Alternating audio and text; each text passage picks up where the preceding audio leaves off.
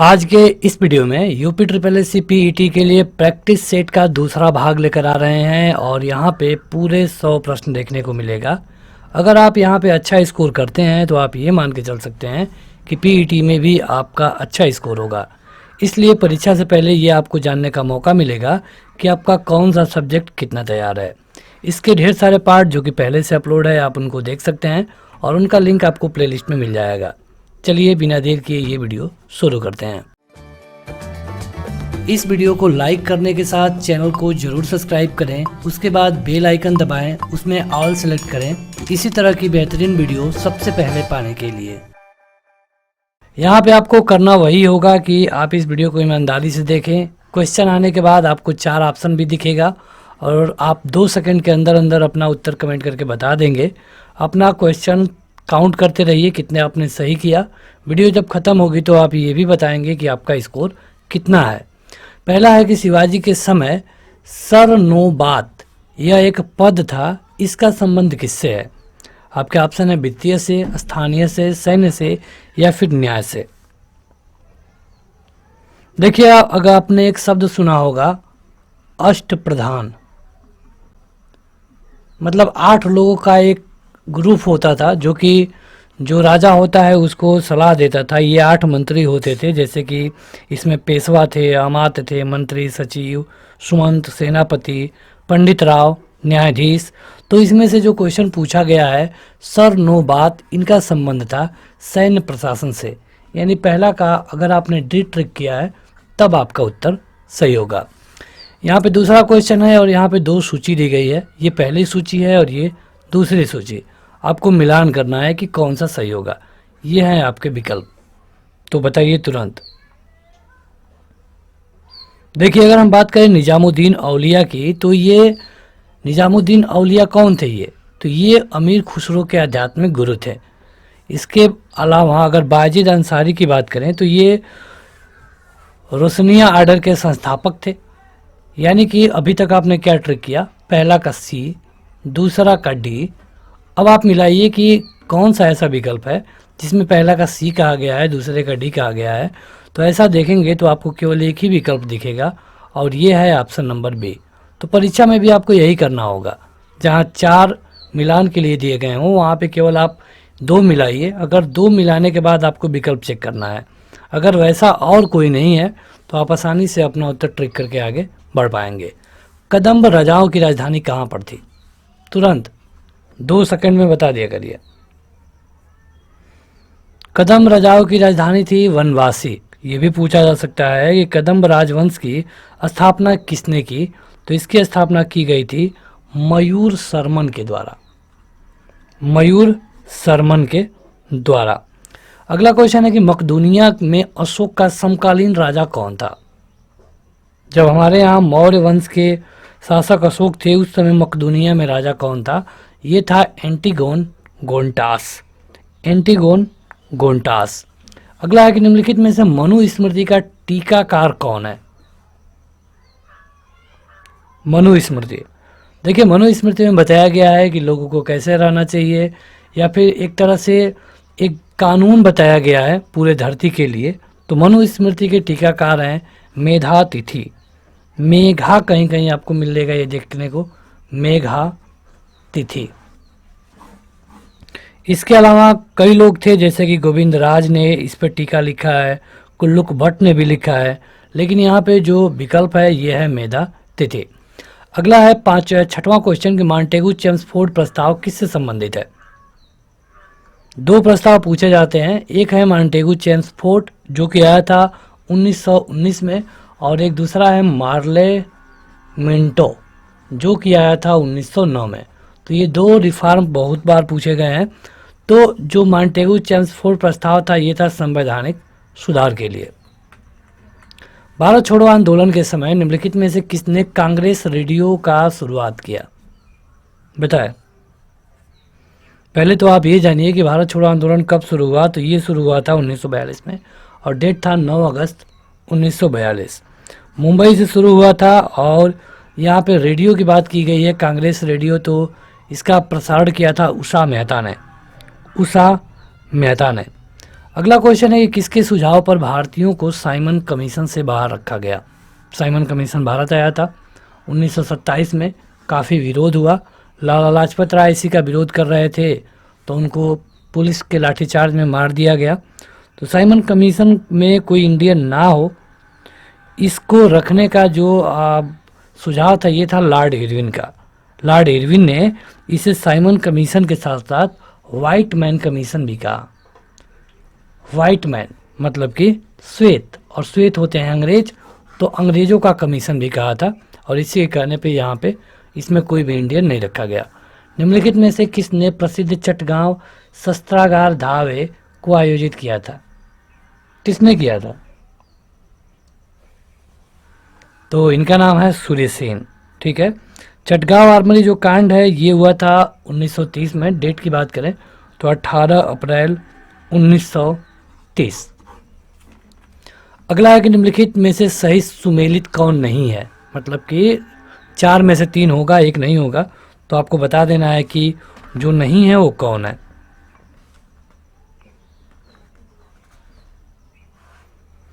तो इसके लिए अगर आप देखेंगे तो 1887 का अधिवेशन मद्रास में हुआ था, बिल्कुल सही। 88 का अधिवेशन इलाहाबाद में हुआ था, बिल्कुल सही। 90 का अधिवेशन कलकत्ता में हुआ था, बिल्कुल सही। और 92 का जो अधिवेशन है ये बम्बई में नहीं हुआ था, ये कहाँ पे हुआ था? इलाहाबाद, जो आज का प्रयागराज है। तो ये सही है। देखिए, कांग्रेस अधिवेशन से अधिकतर क्वेश्चन पूछे जाते हैं। आपको पूरे जो भी महत्वपूर्ण कांग्रेस अधिवेशन है 20-25 है, उनकी संख्या लगभग, इनको याद रखना होगा। गांधी जी कब बनाए गए? 1924 में। कहाँ पे बनाए गए? बेलगांव अधिवेशन में। तो ये सारे ऐसे कुछ क्वेश्चन हैं जो कि पूछे ही जाते हैं। सबसे अधिक ऊंचाई के बादल कौन होते हैं? बताएं। ये हैं विकल्प। अगर आपको वीडियो में क्वालिटी से कोई शिकायत है तो मोबाइल यूज़र हैं तो 3 डॉट के बटन पे क्लिक करिए, वहाँ पे हाई क्वालिटी को सिलेक्ट करिए। अगर आप लैपटॉप या फिर डेस्कटॉप यूज़र हैं तो नीचे आपको क्वालिटी का बटन मिलता है।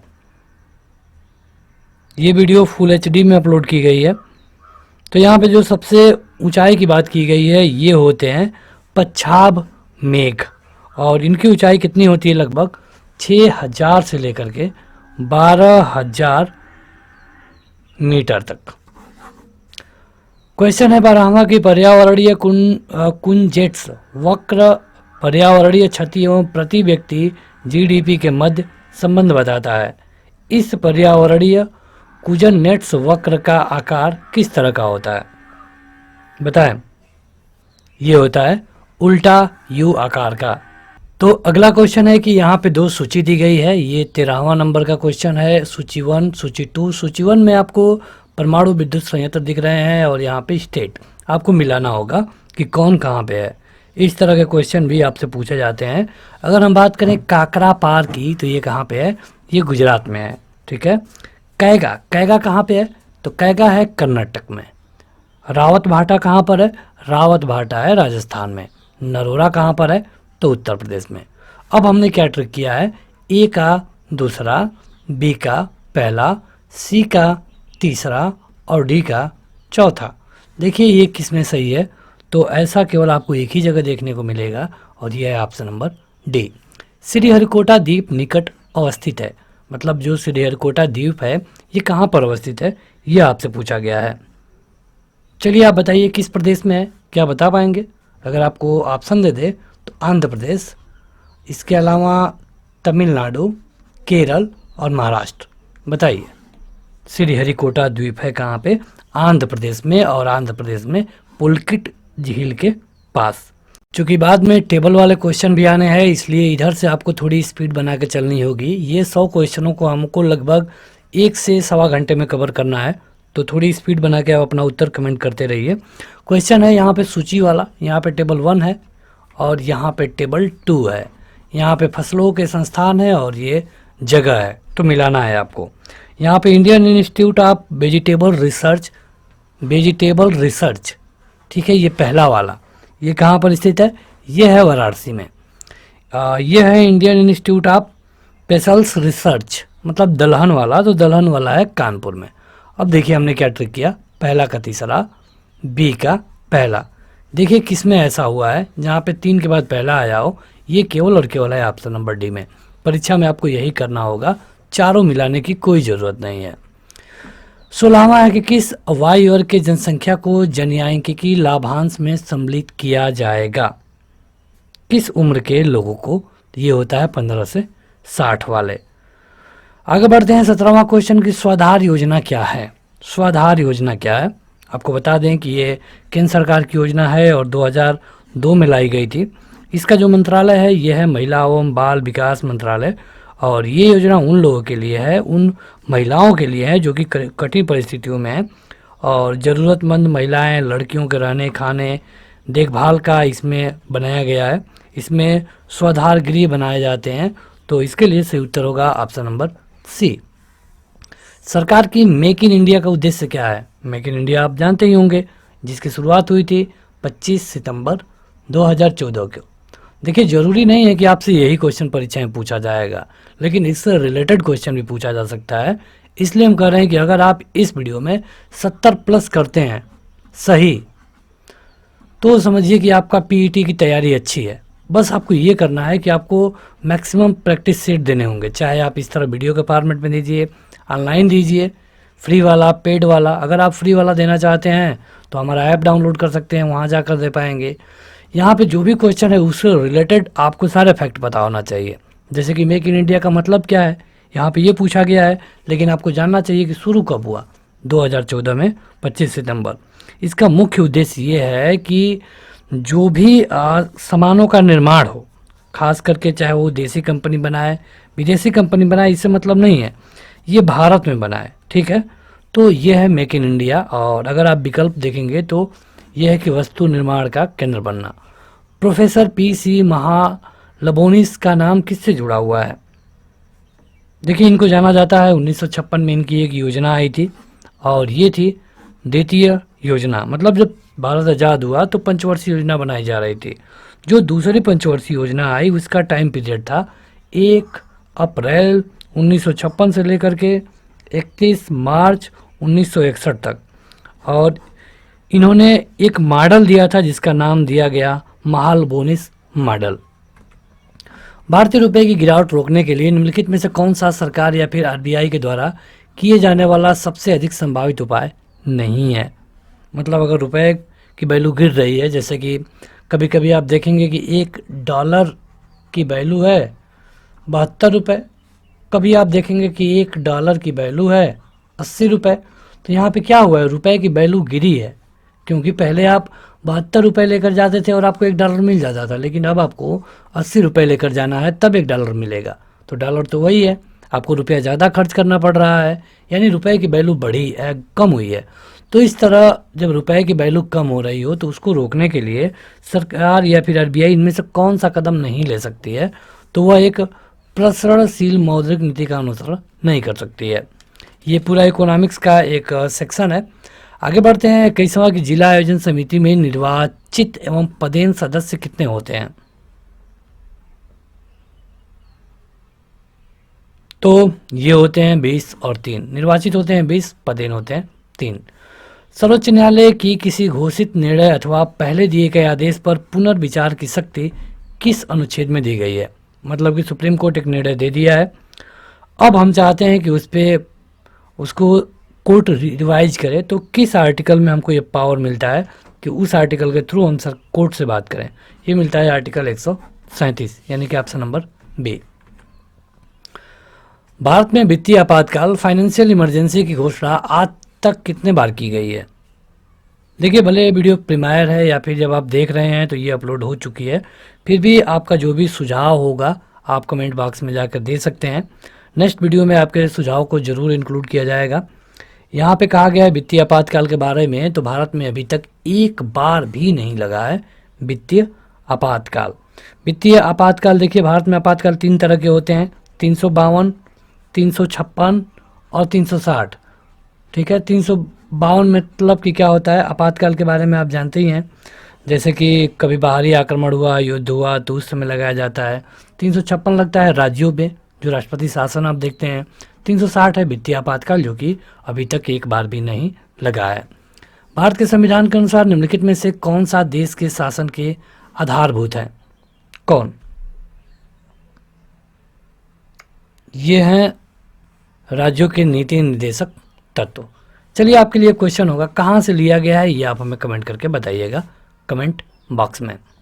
यहाँ पे देखिए टेबल 1 है जिसमें विषय दिए गए हैं, टेबल 2 है जिसमें अनुच्छेद दिए गए हैं। आपको मिलान करना है कि किससे में क्या होगा। सबसे पहले हम बात करते हैं निर्वाचन की। तो निर्वाचन आपका 324 से लेकर 329 में है, यानी कि ए वाले का तीसरा हो जाएगा, ए वाले का तीसरा। ये आपको क्लियर पता हो गया कि ए वाले का तीसरा है, तो आप देख सकते हैं कि विकल्प कौन है जिसमें ए का तीसरा है। ऐसा केवल एक ही है और आप आसानी से ट्रिक करके आगे बढ़ पाएंगे। वैसे आपको बता दें कि जो संक्रमणकालीन और विशेष उपबंध होता है ये 369 से 392 में होता है। जो भारत राज्य के भीतर व्यापार वाणिज्य और समागम की बात करता है ये करता है 301 से 307 के बीच में। और संघ और राज्यों के बीच में विधायी जो संबंध होता है ये होता है 245 से लेकर के 255 के बीच में। आगे बढ़ते हैं तो ये है कि सिलिकोसिस क्या है। सिलिकोसिस, तो सिलिकोसिस भैया एक बीमारी है फेफड़े की और शीशे जैसे संक्रमण होता है, इसीलिए इसका नाम सिलिकोसिस होता है। ये अक्सर उनको होता है जो मजदूर शीशे की फैक्ट्रियों में काम करते हैं। तो बढ़ते हैं आगे और ये 27वां क्वेश्चन है। इसमें कहा गया है कि एंजाइम क्या है। एंजाइम एक क्या है, बस यही बताना है आपको। तो देखिए एंजाइम की बात करें तो ये एक बायो उत्प्रेरक होता है, ठीक है। और प्रोटीन को, एक तरह का प्रोटीन है और इसका प्रयोग जो शब्द आया है 1878 में पहली बार ये आया था। यहाँ पे देखिए बताना है कि कौन सही मिलाया नहीं गया है। पदार्थ है और उनके उपयोग हैं। किस पदार्थ से क्या होता है। सिल्वर ब्रोमाइड, सिल्वर ब्रोमाइड से क्या होता है, फोटोग्राफी होती है, ठीक है, फोटोग्राफी। सिल्वर आयोडाइड से क्या होता है, कृत्रिम वसा कराई जाती है। लिथियम बाइकार्बोनेट से क्या होता है, गठिया का उपचार कराया जाता है। दुधिया मैग्नीशिया क्या होती है, प्रिय अम्ल होता है। यानी कि जो पहला वाला है यही गलत था। क्वेश्चन के अनुसार जो गलत है उसी को आपको सही बताना है। सिल्वर ब्रोमाइड का प्रयोग फोटोग्राफी में किया जाता है। यहाँ पे टेबल 1 है, टेबल 2 है। प्राकृतिक में प्राप्त होने वाले पदार्थ हैं और उनमें उपस्थित तत्व हैं। बताइए तुरंत। हीरा में क्या होता है, कार्बन होता है। संगमरमर में क्या होता है, कैल्शियम होता है। रेत में क्या होता है, सिलिकॉन होता है। और रूबी में क्या होता है, एल्युमिनियम होता है। आपने क्या मिलान किया है, ए का 4, उसके बाद बी का 1। देखिए ए का 4 और बी का 1 केवल एक ही जगह है और यह है ऑप्शन नंबर डी। आप ट्रिक करके आगे बढ़ सकते हैं। जब किसी बोतल में पानी भरा जाता है तो उससे जमने दिया जाता है तो बोतल टूट जाती है, क्यों। जैसे ये बोतल है, इसमें हमने पूरा एकदम मुंह तक पानी भर लिया और उसको लॉक कर दिया, तो हमने पानी भरा था तब तक बोतल में कोई दिक्कत नहीं हुई। लेकिन जब ये पानी जमने लगा तो ये बोतल चूँकि पूरी तरह से सील है, बंद है, तो ये फट जाती है। क्यों फट जाती है, यही आपसे पूछा गया है। यहाँ पे देखिए चूँकि पूरे 100 क्वेश्चन कवर करने हैं इसलिए हम थोड़ा स्पीड लेकर कवर कर रहे हैं, तो ज़रूरी है कि आप अपना उत्तर तुरंत कमेंट करके बता दिया करिए। इसका आसान सा उत्तर है कि जब पानी जमता है तो फैलता है। मैथ के क्वेश्चन आने शुरू हो गए हैं और यहाँ पे आपको देखना होगा कि 7/11 इसका दशमलव रूप क्या होगा। 7/11 कितना आसान क्वेश्चन है, इसको हल करने की ज़रूरत ही नहीं है।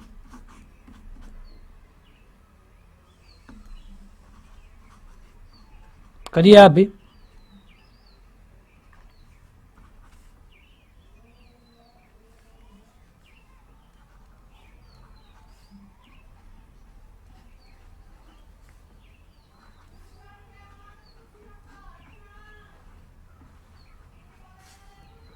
देखिए बार बार यही इसी तरह रिपीट हो रहा है, मतलब कि 6-3 6-3 6-3 6-3 6-3, तो इसको हम क्या लिखेंगे, 0.63 और एक बार लगा देंगे, यही आपका उत्तर हो जाएगा ऑप्शन नंबर। तो ये तो हो गया। बढ़ते हैं आगे और ये 32वां क्वेश्चन है कि यदि किसी संख्या को दोगुना करके उसमें 20 जोड़ दिया जाए तो वही उत्तर मिलता है जो उसी संख्या को 8 से गुणा करके 4 घटाने पर मिलता है। मतलब ऐसी संख्या है जिसको अगर दोगुना करके और 20 जोड़ दें तो वही उत्तर मिलेगा। मान लेते हैं कि वो संख्या x है, तो उस संख्या को दोगुना करेंगे 2x हो जाएगा। 20 जोड़ देंगे तो क्या उत्तर मिलता है? उस संख्या को 8 गुना करने पर, यानी संख्या है x, यानी कि 8 गुना करने पर और गुणनफल में से 4 घटाने पर, मतलब कि ये इतना जो निकलेगा यही उतने के बराबर होगा। बस आप देखिए, अभी इसको हल करना है और ये आसान हो जाएगा। 2x को इधर ले जाइए, 4 को इधर लाइए, 4 को लाएंगे 24 हो जाएगा, 2x को ले जाएंगे 6x हो जाएगा, x की वैल्यू आ जाएगी 4 और यही आपका उत्तर है। कितना आसान क्वेश्चन था। निम्न में से कौन सा व्यंजक 3 का पावर 34 प्लस 3 का पावर 35 का वर्गमूल निरूपित करता है? कहने का मतलब यह है कि इस तरह बताएं। करना क्या होगा आपको, यहाँ से 3 का पावर 34 को ले लेना है बाहर, 3 बच जाएगा। जब 3 बच जाएगा और यहाँ पे ये हो जाएगा 4, 3 1 4, यानी कि क्या हो गया, अगर इसको हम यहाँ पे थोड़ा क्लीन करके लिखें तो ये हो जाएगा √4 × 3 34, ठीक है। अब आप इसे ऐसे भी तो लिख सकते हैं, 2 गुणे 2, 4 को हमने लिख दिया, और जो 3 का पावर 34 है इसको 3 का पावर 17 गुणे 3 का पावर 17 लिख सकते हैं। 2 में से 1 2 बाहर आ जाएगा, इसमें से 1 3 का पावर 17 बाहर आ जाएगा, ये हो जाएगा 2 और ये हो जाएगा 3 का पावर 17। ऐसा केवल एक ही विकल्प में है और ये है तीसरा। तो इतनी आसानी से आप इसे लगा सकते हैं, ये कोई भी बड़ा क्वेश्चन नहीं था। आगे बढ़ते हैं। देखिए, आपको बता दें कि मैथ में जो 5 क्वेश्चन पूछने हैं ये काफ़ी आसान क्वेश्चन होगा। दिक्कत आपको मैथ में एक ही जगह आएगी, टेबल वाले में। लास्ट में 2 टेबल 3 टेबल दे सकता है, तो वहीं पे दिक्कत आनी है। यहाँ पे देखिए कहा गया है कि 11 पारियों के बाद एक बल्लेबाज का प्रति पारी औसत 52 है। जब 11 पारी खेल चुका है तो उस समय उसका जो औसत स्कोर है 52 है, यानी कि जब 11 पारी में कुल रन उसका निकाला जाएगा तो कितना हो जाएगा, 52।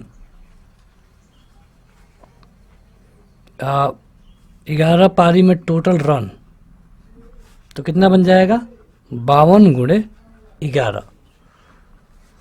अब 52 गुणे 11 हो गया तो इसका दीजिए कितना आता है, 11 दूनी 22, 2 हो गया, और 11 5 55 और 2 57 हो गया, ठीक है। अब कहा गया है, आप भी हल करते रहिए, अगर हमसे आपका पहले उत्तर आता है तो कमेंट करके बताइएगा।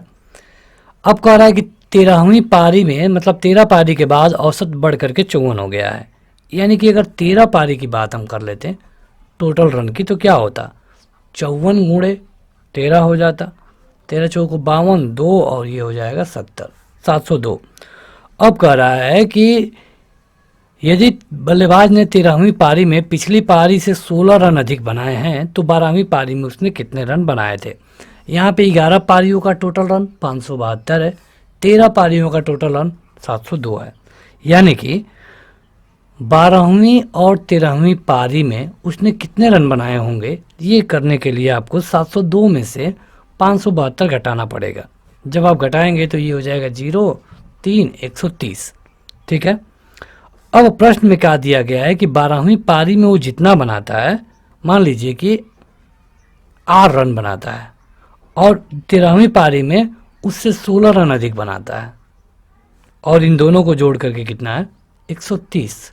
समझ में आया होगा, 2R हो गया, और 130 में से 16 घटेगा तो हो जाएगा 114, R की वैल्यू हो जाएगी 57, ठीक है। तो पूछा गया है कि 12वीं पारी में कितने रन बनाए, तो 57 रन। यही पूछा गया होता है कि 13वीं पारी में कितने रन बनाए, तो 57 में हम 16 ऐड कर देते, ये आपका उत्तर आता। एक दवा पर्यवेक्षक 0.05% दवाओं को दोषपूर्ण दवाओं के रूप में खारिज कर देता है। 4 दवाओं को खारिज करने के लिए कितनी दवाओं की जांच की जाएगी, बताएं।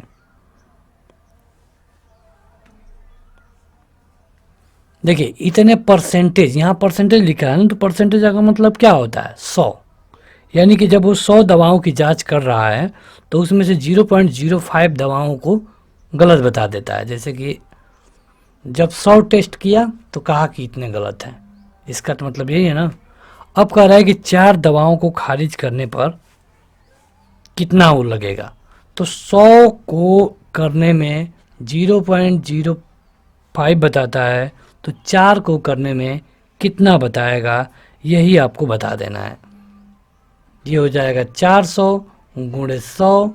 100 इसलिए किए हैं ताकि इसको हम बाहर निकाल सके, और इससे करेंगे तो हो जाएगा 80, और 80 का 100 में गुणा करेंगे तो 8000। ये आपका उत्तर है। जो भी मैथ का क्वेश्चन आपको समझ में ना आए, वीडियो को आप एक बार और देखिएगा, समझ में आ जाएगा। उतने हार्ड क्वेश्चन नहीं है। आषाढ़ का एक दिन, ये किसकी रचना है? ये एक नाटक है, और जो इसके रचनाकार हैं उनके और कई सारे नाटक, लहरों के राजहंस, आधे अधूरे। सही उत्तर है मोहन राकेश। जमीन आसमान एक करना, ये मुहावरा है, इसका अर्थ बताइए। मतलब आपको पीईटी निकालने के लिए जमीन आसमान एक कर देना होगा, घोर प्रयत्न करना होगा, तभी पीईटी निकलेगा, क्योंकि 25 लाख से ऊपर कैंडिडेट हैं। गीतांजलि का संधि विच्छेद करिए। गीतांजलि का देखिए, ये भी पूछा जा सकता था कि कौन सी संधि है, तो ये संधि है दीर्घ स्वर संधि, क्योंकि इसका जो संधि विच्छेद होगा ये होगा गीत धन अंजलि, गीत धन अंजलि, गीतांजलि। ये स्वर संधि का है। स्वर संधि कितने प्रकार की होती है? 5। हमने बहुत अच्छे से संधि, समास, क्रिया, ये सारे चैप्टर कवर किया है, आप डिस्क्रिप्शन में जा करके देख सकते हैं। मैं आप पर श्रद्धा करती हूँ, इस वाक्य में एक त्रुटि है और इसका शुद्ध रूप इनमें से कोई एक है। आपको बताना है कि वो शुद्ध रूप कौन है। मैं आप पर श्रद्धा करती हूँ, श्रद्धा किया जाता है नहीं, किसी के प्रति श्रद्धा किया नहीं जाता है, किसी के प्रति श्रद्धा रखा जाता है, यानी कि ऑप्शन नंबर डी होगा। जो कठिनाई से मिलता है उसको एक शब्द में क्या कहेंगे? जो कठिनाई से मिलता है उसको हम कहेंगे दुर्लभ। जो आसानी से मिल जाए सुलभ। ठीक है। जिसे जाना या प्राप्त करना कठिन हो तो इसे हम क्या कहेंगे? दुर्गम। अब यहाँ पे देखिए रीजनिंग का क्वेश्चन है और ये घड़ी का क्वेश्चन है, काफ़ी अच्छा क्वेश्चन है, तो आप अपना उत्तर कमेंट करके बताइए। उससे पहले जब हम अपना उत्तर बता दें, घड़ी में शाम के 6:44 हो रहे हैं और आपको बताना है कि जो मिनट और घंटे की सुई है उसके बीच में कितने अंश का कोण बनेगा। देखिए अगर आपको ध्यान हो तो यहाँ पे हमने 5 क्वेश्चन छोड़ दिया है। ठीक है, तो उस 5 क्वेश्चनों को हम लास्ट में कराएंगे, क्योंकि 40 के बाद आपको सीधे 46 दिख रहा है, तो आपको परेशान नहीं होना है। वीडियो के लास्ट में आपको 5 क्वेश्चन दिख जाएंगे, ये सेटल करने में गड़बड़ी हुई है। यहाँ पे देखिए रीजनिंग का ये क्वेश्चन है, तो इसे हल करिए कि क्या होगा समय। तो या तो इसको आप देख कर हल कर सकते हैं या फिर इसका फार्मूला होता है। पहले फार्मूले से लगाएं तो फार्मूला क्या होता है कि कितना मिनट हो रहा है, तो 44 मिनट, और ये 2/11 कितने बजे? 6 बजे 30 होता है, और यहाँ पे थीटा की वैल्यू आपको बताना है। तो एक तो आप इससे लगा सकते हैं, जैसे कि 44 गुणे 11 कर देंगे बटे 2 कर देंगे बराबर 180 नन थीटा। ठीक है, 44 गुणे 11 करेंगे तो ये हो जाएगा आपका 22, और 22 का 11 में करेंगे तो 242 और माइनस 180 बराबर है थीटा, यानी थीटा बराबर हो गया 62। एक तो ये फार्मूला है जो फार्मूला होता है मेन वाला, और एक आप फोटो देख के कैसे लगा सकते हैं बड़े आसानी से। 6:44 हो रहा है, 12 हो गया, 6 हो गया, 3 हो गया, 9 हो गया, 10 हो गया, 11 हो गया, 1 2 4 5 7 8। जब 6 बज रहा होगा तो एक तो घंटे वाली सुई 6 और 7 के बीच में होगी, और 44 रहने का मतलब कि 45 से पहले होगी मिनट वाली सुई। अब अगर आप मान लेते हैं कि ये 9 पे है, मान लेना है चूँकि है नहीं, तो यहाँ पे कितना डिग्री बनेगा? 1 खाना, 2 खाना और ये 3 खाना। ठीक है, यहाँ पर हम मान लिए हैं कि 6 पे है, 3 खाना मतलब कि 1 खाने में 30 डिग्री बनता है, तो 3 खाने में कितना बनेगा? 90 डिग्री। अब 90 डिग्री तो बन गया, लेकिन ये जो घंटे वाली सुई है ये 6 पे तो होगी नहीं, हमने तो 6 मान के गुणा किया है, ये 6 और 7 के बीच में होगी, इनफैक्ट 7 के आसपास होगी। तो ये कितना आगे होगी? तो 44 मिनट में घंटे वाली सुई कितना कोण बनाएगी? 22 डिग्री की। तो पहले तो आप इसमें से 22 डिग्री घटा दीजिए, ये हो जाएगा आपका 8 और ये हो जाएगा 68 डिग्री।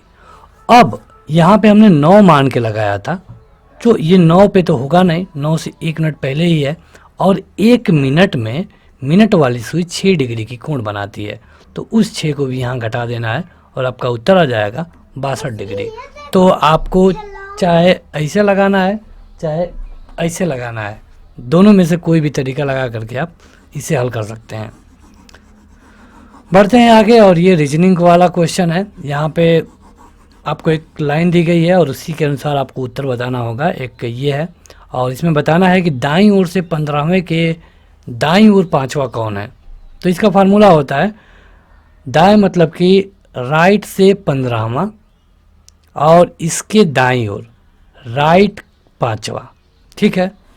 राइट के तो यहाँ पे क्या होगा, पहले आप राइट से 15वां देखिए, 1 2 3 4 5 6 7 8 9 10 11 12 13 14 15 हो गया क्यू, और इसके दाएं 5वां 2 3 4 1 2 3 4 5 5वां लेना है, यानी कि आपका उत्तर होगा जी। एक तो आप इस तरह निकाल सकते हैं, या फिर यहाँ पे 15 है यहाँ पे 5 है, दोनों राइट है तो घटा देंगे, राइट से आपको 10वां निकाल देना होगा, उस तरह भी आप लगा पाएंगे। यहाँ पे देखिए ये 48वां क्वेश्चन है और यहाँ पे एक कथन दिया गया है। अब आपको देखना होगा कि कौन कथन है कौन कारण है। गर्मी के महीनों में बहुत से लोग अपने मूल निवास स्थान चले जाने के लिए शहर से चले गए। गर्मी के महीनों में बहुत से पर्यटक शहर में एकत्रित हुए। अब आपको देखना है कि क्या पहला कारण है, बी उसका रिजल्ट है। इसमें कहा गया है कि बी कारण है, ए उसका रिजल्ट है। इसमें कहा गया है कि ए और बी दोनों स्वतंत्र किसी कारणों के रिजल्ट हैं, ए और बी कोई कथन है, ठीक है। तो आपको बताना है कि इनमें से क्या सही है। तो अगर आप देखेंगे तो दोनों एक दूसरे से रिलेट हैं, लेकिन उतने ज़्यादा रिलेशन में नहीं है, क्योंकि दोनों में अलग अलग कहा गया है। इसमें कहा गया है कि लोग शहर से चले गए, इसमें कहा गया है कि शहर में आ गए, तो दोनों एक दूसरे का विरोधी है। यानी कि ये कथन ए और बी दोनों कथन किसी स्वतंत्र का कारण है, मतलब गर्मी का ये कारण है, यानी कि ऑप्शन नंबर सी सही होगा। आप में से कई सारे लोग होंगे जिनको इस तरह क्वेश्चन समझ में नहीं आता है, तो इसके लिए आपको मैक्सिमम प्रैक्टिस करने की ज़रूरत होगी। यहाँ बढ़ते हैं, कलाई से रिलेशन में है घड़ी, तो अंगुली से रिलेशन में क्या होगा बताइए। कलाई में घड़ी पहनाई जाती है तो अंगुली में क्या पहनाई जाती होगी, अंगुली में अंगूठी पहनाई जाती है, आसान है। कथन है कि कुछ प्रसिद्ध पर्यटक स्थल के फुटपाथ भिखारियों से भरे होते हैं। जो पर्यटक स्थल होते हैं वहाँ के जो फुटपाथ होते हैं वहाँ भिखारी ही भिखारी होते हैं। अब कार्रवाई क्या करनी चाहिए, पुलिस की मदद से इन भिखारियों को भगा देना चाहिए, सरकार को इन भिखारियों के पुनर्वास और उनके जीवन स्तर को सुधारने पर विचार करना चाहिए। बताइए आपको इनमें से कौन सा कथन सही लग रहा है, क्या करना चाहिए बताइए। देखिए सोच अलग अलग हो सकती है सबकी, लेकिन यहाँ पे सोचते समय आपको एक न्यूट्रल व्यक्ति होकर सोचना पड़ता है। यहाँ पे देखिए पहला जो फुटपाथ है भिखारियों से भरे होते हैं, जैसे कि आपके यहाँ ताजमहल है, ठीक है। अब इस ताजमहल का नाम सुन करके बाहर से लोग, कई देशों से लोग इस ताजमहल को देखने के लिए आ रहे हैं। यहाँ आए तो क्या देखे, मतलब वो अच्छे से देख नहीं पाए, दोनों तरफ भिखारी एकदम भरे हुए हैं, हमको दे दो हमको दे दो, मतलब कहीं वो चैन से 2 पल भी नहीं बिता पाए। तो इस तरह के भिखारियों के साथ क्या होना चाहिए, उनको पुलिस की मदद से वहाँ से कम दूर कर देना चाहिए। जो भी प्रसिद्ध पर्यटन स्थल है, यहाँ पे प्रसिद्ध कहा गया है, सारे पर्यटक स्थल से नहीं, प्रसिद्ध से, जो ज़्यादा हैं, जो ज़्यादा क्वालिटी की हैं। सरकार को भिखारियों के पुनर्वास और उनके जीवन स्तर को सुधारने पर विचार करना चाहिए, क्योंकि सरकार अगर इनको अच्छी जगह कहीं शिफ्ट कर देगी तो वो क्यों यहाँ पे आके भीड़ बढ़ाएंगे। यानी कि दोनों अच्छा है, दोनों का अनुसरण होता है, इसके लिए पहला वाला ऑप्शन सही होगा। केवल आप पहला कर देंगे मतलब भगा देंगे और दूसरा नहीं करेंगे तो वो लोग कहाँ जाएंगे। तो इसलिए ज़रूरी है कि आपको दोनों करना चाहिए, दोनों अनुसरण करता है। लाल बहादुर शास्त्री स्टेडियम कहाँ पे है, तुरंत तुरंत बताया करिए। ये पहले फुटबॉल का था, बाद में क्रिकेट का हो गया। ये है कहाँ पे? हैदराबाद में। मानवाधिकार दिवस कब मनाया जाता है? दिसंबर में होता है, बताएं। 2006 में इसका गठन किया गया था और ये मनाया जाता है हमेशा और हमेशा 10 दिसंबर को। चलिए, कंप्यूटर दिवस कब मनाया जाता है?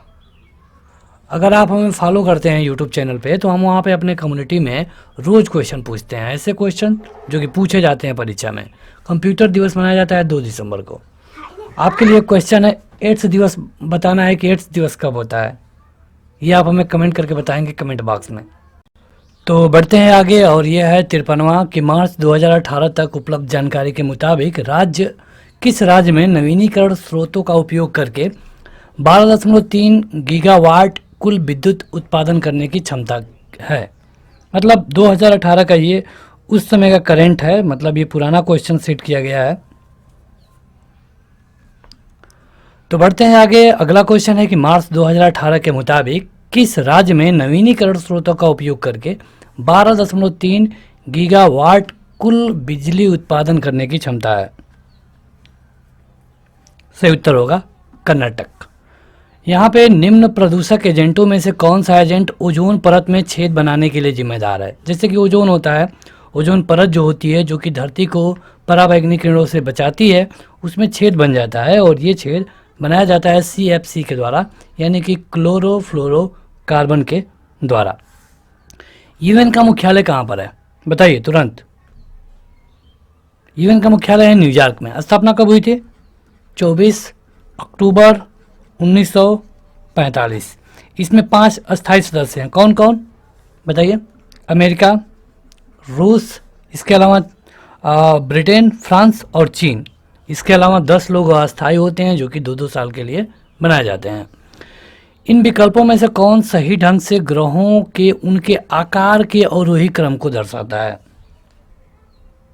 अवरोही माने घटते हुए। तो सबसे बड़ा कौन सा ग्रह है? बृहस्पति। उसके बाद आता है शनि। तो देखिए बृहस्पति किसमें सबसे पहले किया गया है, तो जहाँ बृहस्पति सबसे पहले होगा वहीं चांसेस है कि सही हो। इसके अलावा शनि के बाद आता है अरुण, मतलब यूरेनस, ठीक है। अरुण के बाद आता है वरुण, उसके बाद आती है पृथ्वी, ठीक है। पृथ्वी के बाद सबसे छोटा ग्रह बुध है। सबसे छोटा अगर आप देखेंगे तो बुध इसमें है और इसमें है।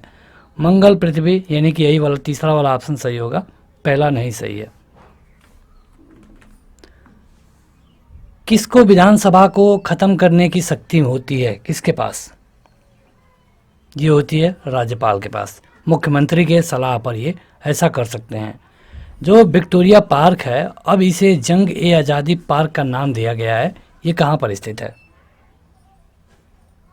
2 सेकंड बस, और ये है मेरठ में। यहाँ पे अमेरिकी जो चुनाव हुआ है राष्ट्रपति का, यहाँ पे जो बाइडन अमेरिका के 45वें राष्ट्रपति चुने गए हैं। भारतीय मूल की कमला हैरिस उपराष्ट्रपति चुनी गई हैं। नवनिर्वाचित राष्ट्रपति रिपब्लिकन पार्टी के हैं। आपको इन तीनों में से बताना है कि कौन सही है।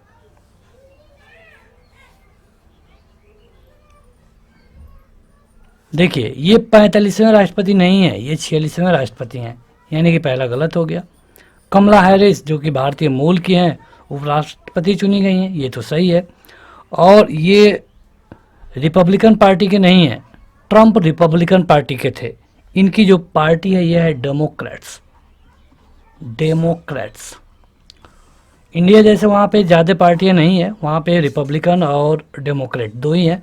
तो रिपब्लिकन से डोनाल्ड ट्रंप थे और ये है डेमोक्रेट से। TRAC इंटरनेशनल के द्वारा हाल ही में व्यापार में रिश्वत जोखिमों की वैश्विक सूची 2020 जारी की गई है। इसमें भारत का रैंक कौन सा है? इसमें भारत का रैंक है 77वां, ठीक है। 2019 में थी 78वां, अब हो गई है 77वां। राष्ट्रपति रामनाथ कोविंद ने निम्न में से किस राज्य को डिजिटल इंडिया पुरस्कार 2020 दिया है? 6 श्रेणियों में ये दिया जाता है और ये मिला है बिहार को। प्रधानमंत्री मोदी हाल ही में पहली किसान रेल को झंडी दिखा करके रवाना किया था। पहली किसान रेल का परिचालन किन दो स्थानों के बीच किया गया? चलिए, आपके लिए हिंट है डीडी। दाऊद इब्राहिम वाला डीडी डी नहीं, ये डीडी है। देवलाली से दानापुर, देवलाली महाराष्ट्र, दानापुर मतलब बिहार। आरबीआई ने धन के तत्काल लेन देन की प्रणाली आरटीजीएस को अब वर्ष के सभी दिन यानी 24 घंटे के लिए शुरू कर दी है। आरटीजीएस के संबंध में कौन सा कथन सत्य है इनमें से? पहला कि आरटीजीएस का full form real transaction grass settlement है, तो ये इसका जो फुल फॉर्म है ये गलत है। आरटीजीएस से कम 2 लाख रुपए का लेन देन किया जा सकता है, बिल्कुल सही। और आरटीजीएस प्रणाली में अधिकतम राशि के लेन देन की कोई सीमा नहीं है, तो ये भी बिल्कुल सही है। यानी कि बी और सी, ऑप्शन बी दूसरा और तीसरा सही है। कोरोना के संक्रमण को रोकने के लिए विश्व में सबसे पहले टीकाकरण कार्यक्रम चलाए जाने के संदर्भ में कौन सा कथन सत्य है? 15 जनवरी 2021 से इस टीकाकरण की शुरुआत हुई थी। टीकाकरण के दौरान कोविडशील्ड और कोवैक्सीन में से किसी एक टीके की 2 डोज दिया जाता है। टीकाकरण के प्रथम चरण में स्वास्थ्य कर्मियों को टीके लगाए जा रहे हैं। इसमें से आपको बताना है कि कौन सही है। ये 2021 में नहीं शुरू हुई थी, ये अप्रैल में शुरू हुई है। इंडिया की बात हो रही है।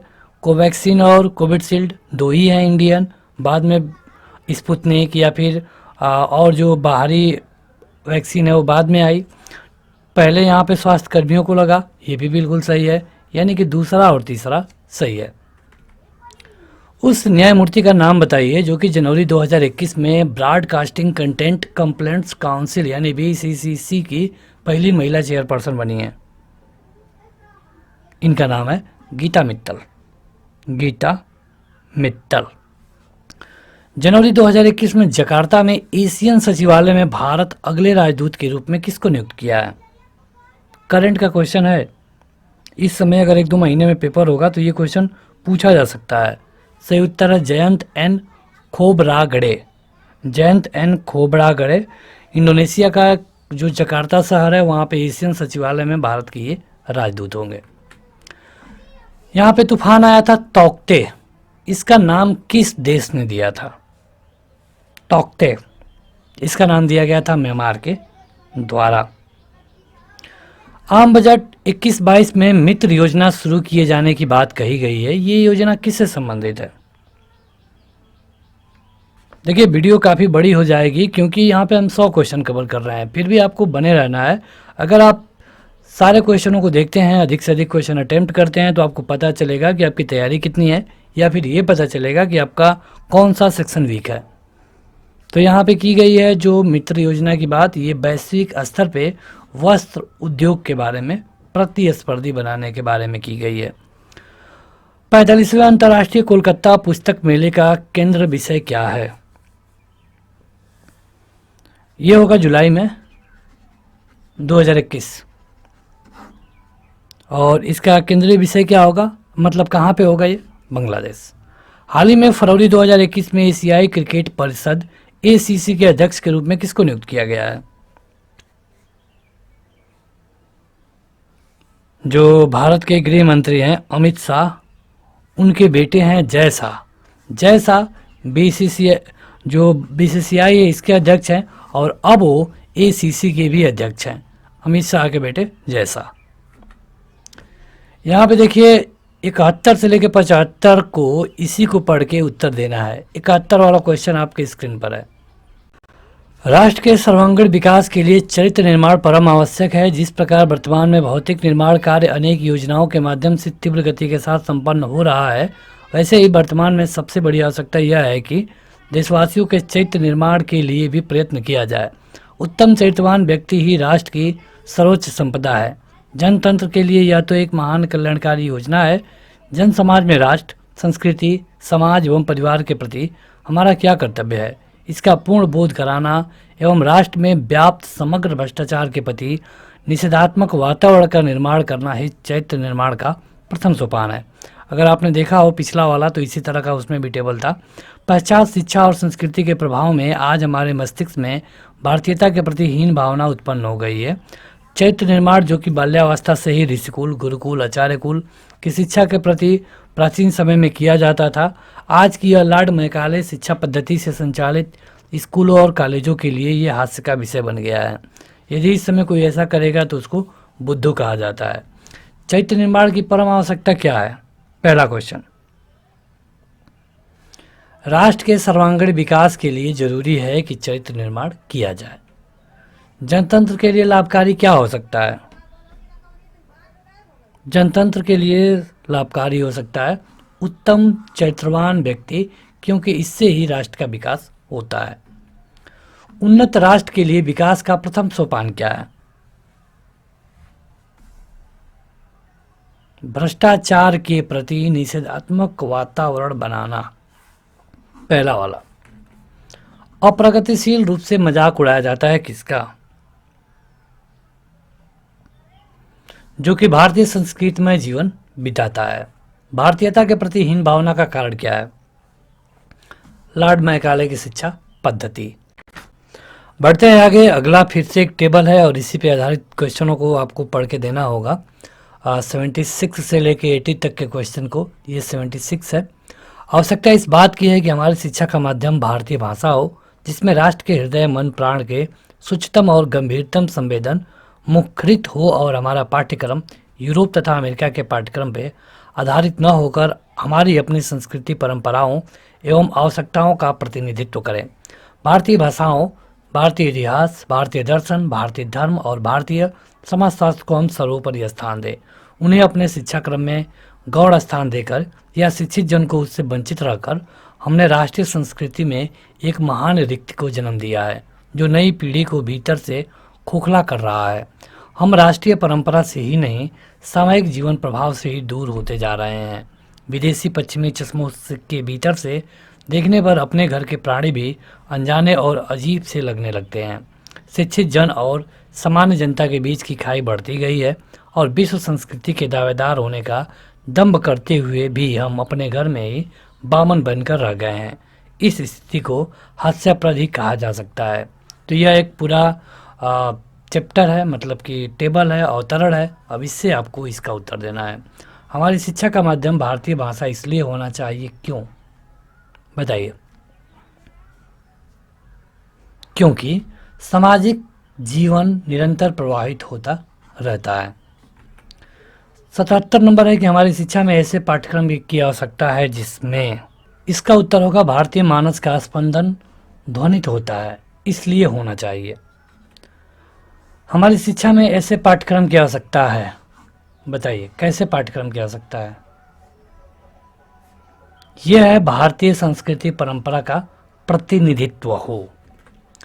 उपयुक्त गद्यांश का शीर्षक क्या हो सकता है? बताइए। यह हो सकता है हमारी शिक्षा, माध्यम और पाठ्यक्रम, क्योंकि इसी के बारे में बात हुई है। शिक्षित जन और सामान्य जनता में निरंतर अंतर बढ़ने का कारण है कि हम विदेशी चश्मे लगा करके अपने लोगों को देखते हैं और इसीलिए हमको अपने लोग भी पराये लगने लगते हैं। Option number C. हमें राष्ट्रीय संस्कृति परंपरा के साथ साथ जुड़ना चाहिए।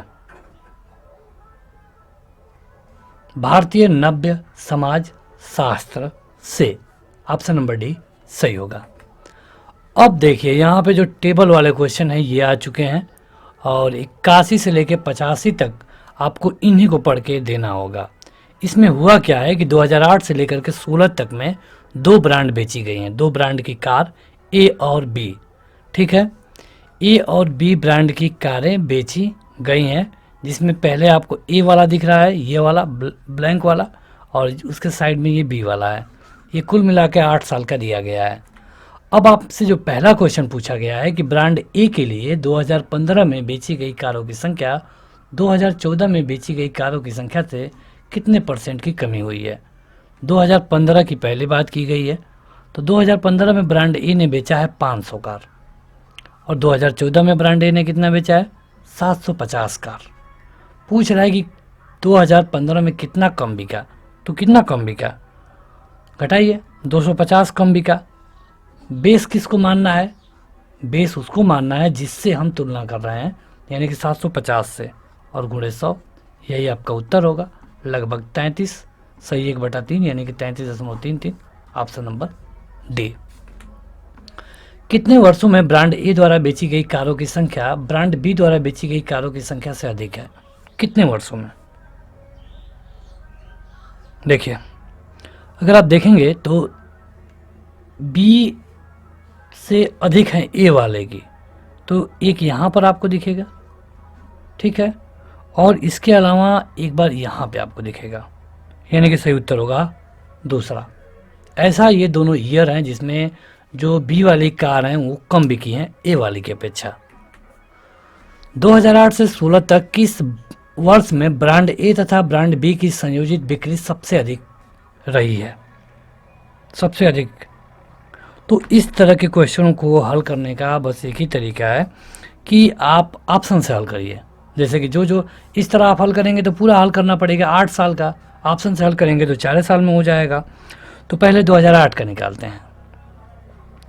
2008 में ए और बी में कितने बिक्री हुई है? तो 2008 में 1050 ये बिक्री हुआ है और 1720 ये बिक्री हुआ है।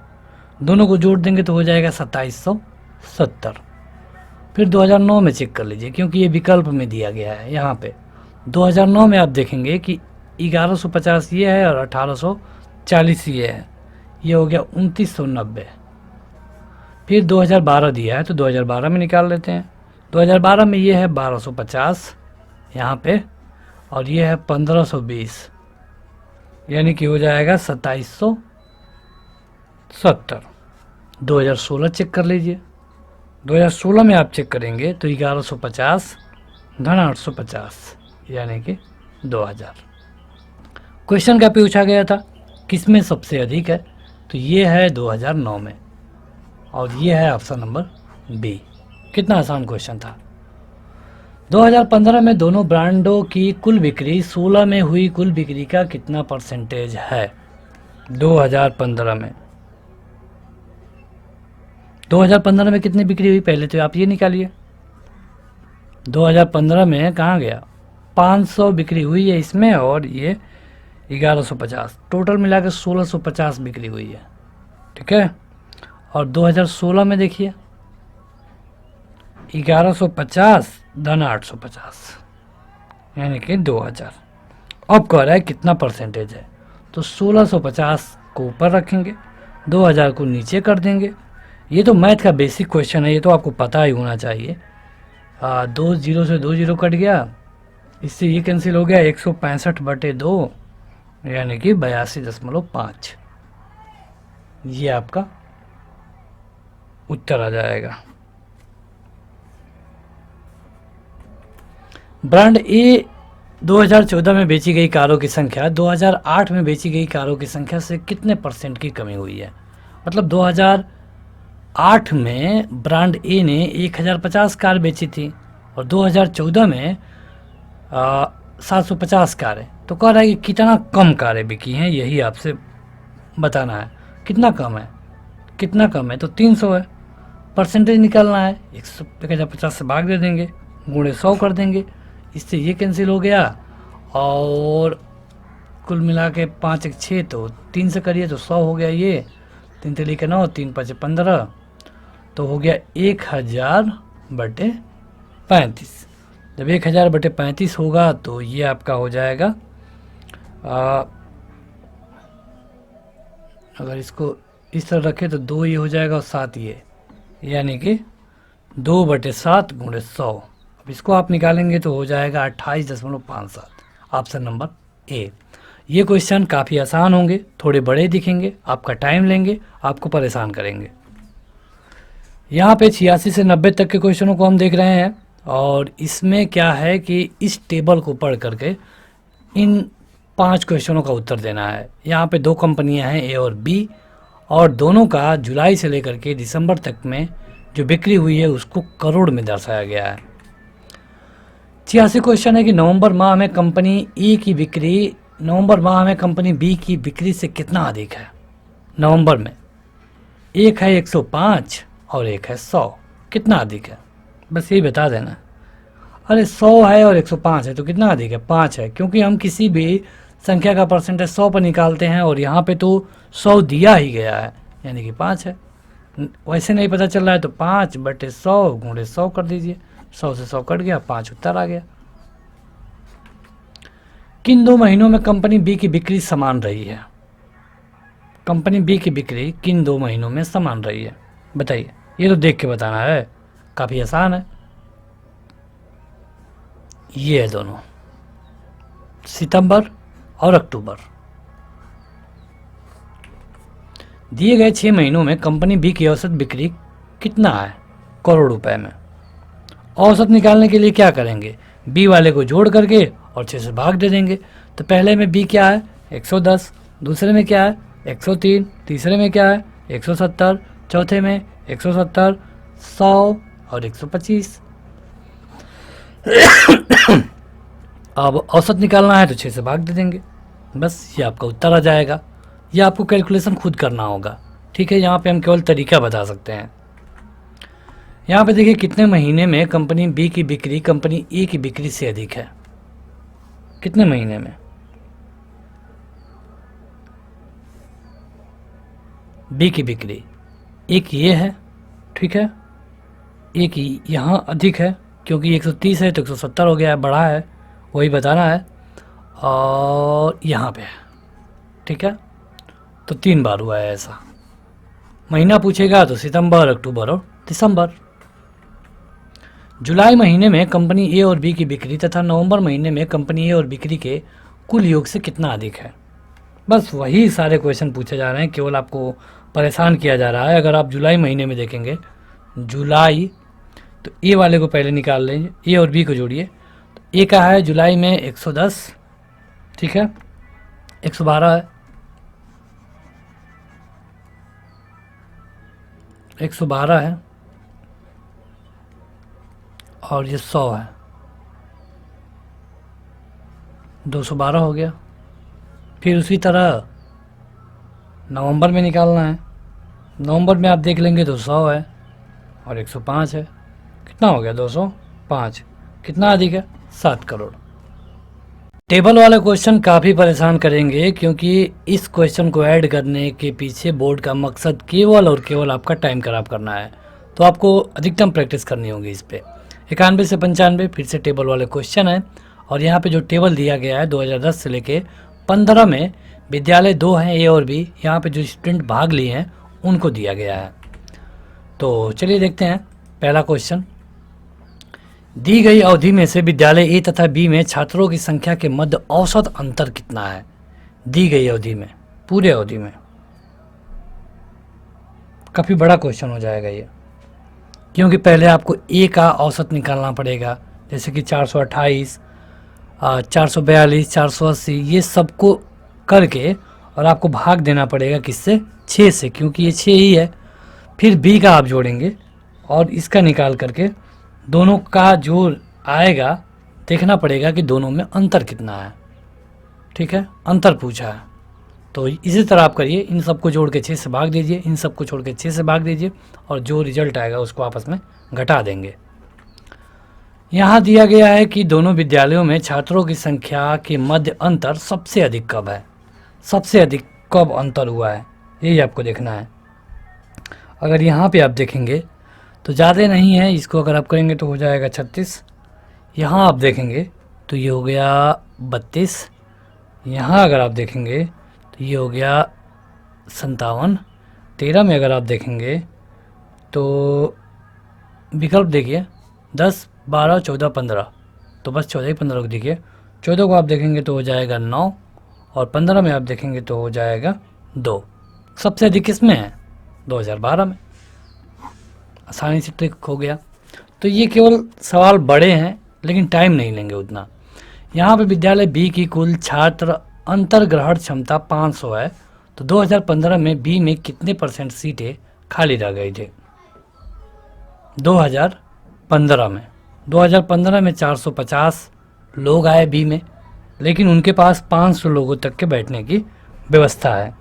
तो बताना है कि कितना, तो 50 लोगों को बैठा सकता था, 500 लोगों में गुणे 100, तो कितने % सीटें खाली रह गई? 10%। Option number C. सभी वर्षों में से कितने वर्षों में विद्यालय ए के छात्रों की संख्या विद्यालय बी के छात्रों की औसत संख्या से कम थी? तो फिर से बी का वही औसत निकालना है। बी का पूरा आप औसत निकालिए। 392, 410, 434, 428, 456, इन सबको जोड़ के 6 से भाग दीजिए और जो आपका औसत आएगा देखना होगा कि कितने बार इस औसत से कम है। तो जो भी आपका उत्तर आएगा आप आसानी से निकाल पाएंगे। यहाँ देखिए ये है 95 कि 2010 और 12 में विद्यालय ए तथा बी में प्रवेश लेने वाले छात्रों की कुल संख्या कितनी है 2010 में तथा 12 में। तो पहले 10 का देख लीजिए, 428 है और 392 है। इन दोनों को जोड़िए आपस में, ये हो जाएगा 820 और 2000 कितना निकालना है और 2012 इसमें ये हो जाएगा 903। दोनों को जोड़ दीजिए क्योंकि कुल संख्या पूछा है, तो ये हो गया 1723। तो ये लास्ट वाला टेबल है और यहाँ पर भी उसी तरह जनवरी 2017 से लेकर के जून 2017 तक ए और बी में आने वाले ग्राहकों की संख्या 1000 में दर्शाई गई है। वहाँ पे 2 दुकानें मान सकते हैं, भवन ए भवन बी या फिर दुकान ए दुकान बी। अब इसी पर रिलेट करके क्वेश्चन दिया गया है। भवन बी में मार्च से अप्रैल तक आने वाले ग्राहकों की संख्या परसेंटेज परिवर्तन क्या है? मार्च से अप्रैल बी में, मार्च में कितने आए 20, अप्रैल में कितने आए 28, कितने अधिक आए 8, 20 क्या होगा क्योंकि हम 20 को पहले लिए थे मुड़े 100, तो ये 5 हो गया और ये हो गया 40%। दिए गए महीनों के लिए दोनों भवनों में ग्राहकों की संख्या के मध्य अधिकतम अंतर कब है? अधिकतम अंतर कितना है? तो देखना पड़ेगा कि अधिकतम अंतर यहाँ पे 2 है, यहाँ पे 1 है, यहाँ पे 5 है, यहाँ पे 3 है, यहाँ पे 6 है और यहाँ पे 5 है। तो कितना है 6 हो जाएगा। अप्रैल के महीने में दोनों भवनों में ग्राहकों की कुल संख्या क्या है? दोनों भवनों में ग्राहकों की कुल संख्या अप्रैल में, ये है अप्रैल, 25 और 28 को जोड़ लीजिए, हो जाएगा 53। 53 आपका उत्तर हो गया। फरवरी से मई तक भवन बी के ग्राहकों का औसत कितना है? फरवरी से लेकर मई तक इन चारों को जोड़ करके और 4 से भाग दे देना है। तो अगर आप देखेंगे तो चारों में 20-20 है, यहाँ पे 4 अधिक है, यहाँ पे 8 अधिक है, 12 हो गया। 12 में देंगे तो 12 में अगर आप 4 से देंगे तो हो जाएगा 3, यानी कि 20 और 3 23 होगा आपका उत्तर। चाहे तो आप चारों को जोड़ करके और 4 से भाग दे के देख लीजिए, आपका उत्तर 23 ही होगा। यह है 100 नंबर का क्वेश्चन कि जनवरी से जून तक ए में औसत निकालना है। इन सबको जोड़ करके और 3 से भाग देना होगा, यहाँ पे आपका उत्तर आ जाएगा। तो यहाँ पे कहने का मेरा मतलब ये है कि केवल आपको तरीका सीखना है कि आपको क्या तरीका है, कैसा क्वेश्चन आएगा। हमने आपको बताया था कि हमने कुछ क्वेश्चन छोड़े हैं, तो उसको देख लेते हैं। ये इंग्लिश वाले ही क्वेश्चन थे और देखिए ये जो आपको दिख रहा है ना इधर इस साइड में, ये तो हमने इसको हिंदी में ट्रांसलेट किया है क्योंकि हमको पता है कि मैक्सिमम लोग हिंदी वाले हैं, तो इसको हमने हिंदी में ट्रांसलेट कर दिया है। परीक्षा में आपको केवल यही दिखेगा, ठीक है। ये एक पैराग्राफ होगा और इसको पढ़ करके 4 से 5 क्वेश्चनों का उत्तर देना होगा। यहाँ पे एक टेस्ट क्रिकेट का वर्णन किया गया है। जब इंग्लैंड की टीम भारत आई थी तो वहाँ पे एक सिचुएशन को बताया गया है कि भारत की दूसरी पारी में एक ऐसा पल आया था जब इंग्लैंड ने एलबीडब्ल्यू के फैसले की समीक्षा की और स्कोर था 3 विकेट पर 62। भारत के जो बल्लेबाज थे वो यहाँ पे थे विराट कोहली अच्छे थे और गेंदबाज कौतुक सेमकुरेन थे। तो कोहली क्रीज से बाहर अच्छी बल्लेबाजी करते हुए एक आगे उन्होंने कदम बढ़ाया, हालांकि गेंद उनकी पिछले पैर पे लगी थी और बॉल ट्रैकिंग से पता चला कि वो स्टैम्प के ऊपर से निकल गई होगी। एक और बल्लेबाज के खिलाफ अंग्रेजी कप्तान ने नॉट आउट के फैसले को पारित होने दिया, लेकिन यह दूसरा बल्लेबाज नहीं था। एक कमेंटेटर बड़बड़ाया, यह कोहली की समीक्षा थी। कोहली मतलब वो उसी का है और इसी पर रिलेट करके 4 क्वेश्चन हैं। अगर आप इंग्लिश वाले हैं, खुद पढ़ना चाहते हैं तो इसका स्क्रीनशॉट लेकर के पढ़ सकते हैं, हाई क्वालिटी में वीडियो अपलोड है। हिंदी वाले हैं तो आप इसको पढ़ के देख पाएंगे। यहाँ पे पहला क्वेश्चन है कि what is the central opinion in the given passage. Passage में मुख्य रूप से क्या बताने की कोशिश की गई है। तो यहाँ पे सेंट्रल ओपिनियन ये है कि जो विराट कोहली का कॉन्फिडेंस था किसी डर के कारण फेल नहीं होने वाला था। Virat Kohli is the supremely confident and does not have any fear of failure, मतलब कि उनको हारने का कोई डर नहीं था विराट कोहली को। फिल द ब्लैंक, यहाँ पे द मिनिस्टर ऑफ रिस्पॉन्सिबल, यहाँ पे इसको भरना है, क्या भरा जाएगा। किसी के प्रति उत्तरदायी होना, तो यहाँ पे टू होता है, ठीक है, यहाँ पे टू भरा जाएगा। सी एडवाइज दैट आई, क्या भरा जाएगा बताइए इनमें से। देखिए सेट करने में गड़बड़ी है, इसका मतलब नहीं है इस क्वेश्चन से। देखिए यहाँ पे शुड का प्रयोग होगा, क्योंकि शुड का प्रयोग सलाह या फिर इच्छा प्रकट करने के लिए दिया जाता है। तो यहाँ पे सी एडवाइज दैट आई शुड, तो यहाँ पे शुड होगा। He said Kavita when is the next train, the above sentence is the reported speech will be. Reported speech में ये सेंटेंस क्या होगा, तो ये होगा कि he asked Kavita when the next train was. उसने कविता से पूछा कि अगली ट्रेन कब है। यह है कि यहाँ पे out of the 4 alternate suggestion select one which best express the same sentence active passive voice. मतलब जो ये सेंटेंस है इसको अच्छे तरीके से कौन बता रहा है नीचे दिए गए विकल्पों में से, यही बताना है। Point out the sentence in the passive voice.